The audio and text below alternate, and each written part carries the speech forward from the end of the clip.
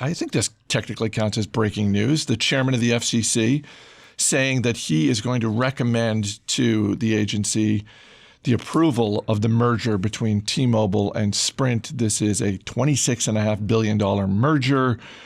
And I know the FCC still needs to formally approve this, and so does the Justice Department. But the stocks are acting, Wall Street is acting like both those approvals have gone through. Well, because when you looked at this a few weeks ago, and I think we covered this on an Industry Focus not that long ago, they were putting it at 50-50. And they weren't looking at this sort of economics of it. They were basically very focused on, but there's 4 and it's going to go to 3 and that's bad. And then Sprint came out and said, hey, look, we've been saying our numbers are pretty good. They came as close to saying that they fudged the numbers as you can legally come.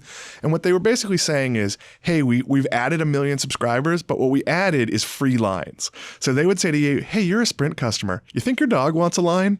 Could your iPad use a second line? Like, it was that level of, like, if you went into a Sprint store, they were handing them out like gum.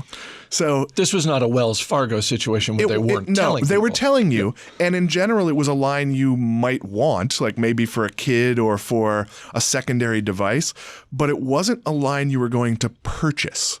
So when T-Mobile says they've added 1 million postpaid customers, they're defining that as someone who signs up and joins and pays them money. Sprint was doing it in a sort of more nefarious way, and they came out and said, hey, look, we're spending a lot of money. Even their regular customer acquisition was heavily discounted. So there was no real path to success for Sprint on its own. They probably could not afford the investment. I mean, obviously they're owned by SoftBank, so technically the parent company could put in all the money they wanted to, but there was every chance that if this deal wasn't allowed, that Sprint was going to be sold at a fire sale, and either T-Mobile was going to buy a lot of the assets anyway, or somebody like Comcast or Charter, who had already passed on operating Sprint as Sprint, would end up with just the customer base and the assets. So all Sprint and T-Mobile really did, and this kind of shows that Ajit Pai, the FCC chairman, was probably leaning towards this merger anyway, is all they did was committed to hitting 90% of the country with 5G within 3 years, which is something that they've talked about doing anyway. That's kind of the logic of the merger, is to be the first to have a real 5G network all over the country.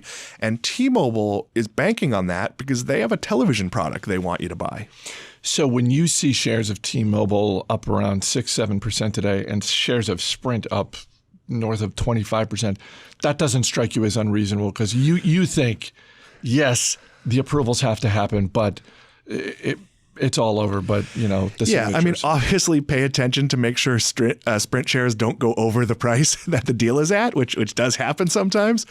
But I am very in favor of T-Mobile. I'm bullish on T-Mobile even if the deal gets shot down.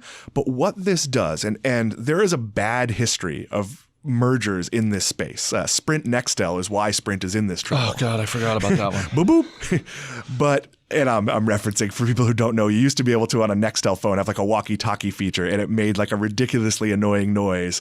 It worked very well in a factory, but other than that... I was going to say, very, very popular in factories and construction sites. Yes, which is where I use them, so it was a good product for me.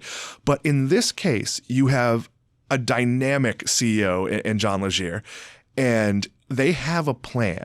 So whether the Sprint brand goes away, they haven't told you that, but eventually this is a company that has tremendous customer loyalty because they're straight with you. If you walk into a T-Mobile and lay out your problem, I had an issue where I wanted to upgrade my iPhone, and they no longer, I was part of their old upgrade program, and they explained it to me clearly why I had to pay more money than I thought I did. And they were very nice about it, and I didn't leave angry. And that's very hard. There is no possibility AT&T or Verizon can do that.